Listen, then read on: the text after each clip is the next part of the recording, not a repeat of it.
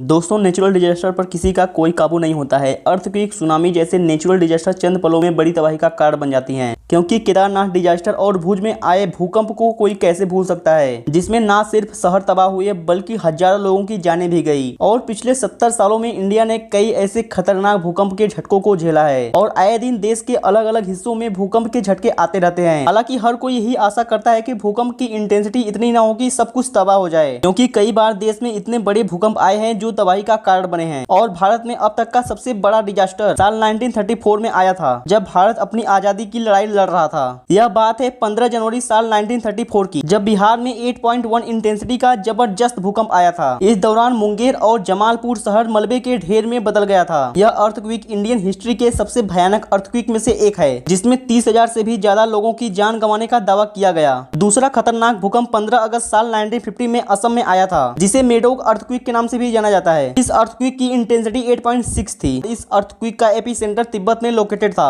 Earthquake की वजह से असम और तिब्बत दोनों स्थानों पर भयानक तबाही मचाई थी। इस तबाही में असम में 1500 से अधिक लोग मारे गए। और तीसरा भयानक अर्थक्वेक 20 अक्टूबर साल 1991 में उत्तरकाशी, चमोली और टिहरी जिलों में 6.1 इंटेंसिटी का अर्थक्वेक आया था। इस अर्थक्वेक में 1000 से भी ज्यादा लोगों की जानें गई और जन धन का भी नुकसान हुआ। अब तक का चौथा भयानक डिजास्टर 30 सितंबर साल 1993 में महाराष्ट्र स्टेट में आया था, जिसमें 20,000 से भी ज्यादा लोग मारे गए। इस अर्थक्वेक की इंटेंसिटी 6.4 मेजर की गई और इस अर्थक्वेक में 52 से अधिक गांव पूरी तरह से तबाह हो गए। इतिहास के सबसे खतरनाक अर्थक्वेक में 5वां अर्थक्वेक साल 2001 में आया था, जिसका एपिसेंटर गुजरात का भुज था। अर्थक्वेक सुबह के 8:40 पर आया और यह करीब 2 मिनट तक रहा और इन 2 मिनटों में करीब 20,000 से भी अधिक लोगों की जान गई और हजारों लोग घायल हुए। इन्फॉर्मेशन अच्छी लगी तो वीडियो को लाइक करें और ज्यादा से ज्यादा शेयर करें। मिलते हैं नेक्स्ट वीडियो में। जय हिंद।